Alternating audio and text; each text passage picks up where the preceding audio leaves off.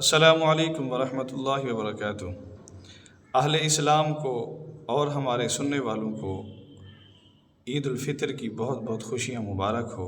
اللہ تعالیٰ آپ کو خوش رکھے، آباد رکھے، آپ اپنے اہل و عیال کے ساتھ خوش رہیں، آباد رہیں، عید کی خوشیاں منائیں۔ میری طرف سے مولانا عابد صاحب اپنی مبارکی خود دیں گے۔ مولانا صاحب آپ دیں گے؟ جی، بسم اللہ الرحمن الرحیم۔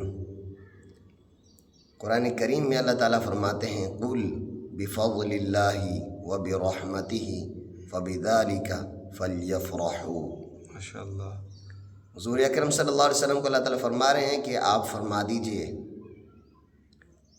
کہ اللہ نے اپنے فضل کے ساتھ، اپنی رحمت کے ساتھ، جو اپنی ہمارے ساتھ خیر کا معاملہ کرے، اپنا فضل عطا فرمائے، اپنی رحمتوں کی بارش برسائے، تو فرمائے کہ بس چاہیے کہ اس کے ساتھ تم خوش ہو جاؤ۔ تو اللہ تعالیٰ نے عید کا موقع، خوشی کا موقع عطا فرمایا، تو اس موقع پر ہم اللہ کی نعمتوں سے فائدہ اٹھاتے ہوئے، اللہ کی قدر دانی کرتے ہوئے، اللہ کے احسانات کو اپنے سامنے رکھتے ہوئے مومنین کو خوش ہو جانا چاہیے۔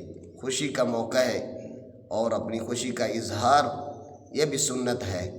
اللہ تعالی ہم سب کو، تمام اہل اسلام کو، ہر غم سے، دکھ سے، پریشانیوں سے محفوظ فرما کر خوشیوں والی، فرحتوں والی اللہ تعالی ہمیں خوشیاں عطا فرمائے۔ یہی پیغام ہے کہ خود بھی خوش رہیں، لیکن یاد رکھیں اپنی خوشی میں کسی اور کی تکلیف کا سبب نہ بنے۔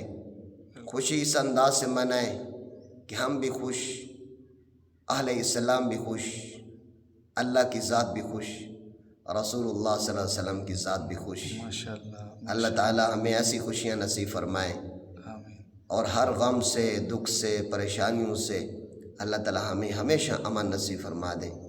وآخر دعوانا ان الحمد للہ رب العالمین۔ مولانا عابد صاحب سب کو عیدی دے رہے ہیں۔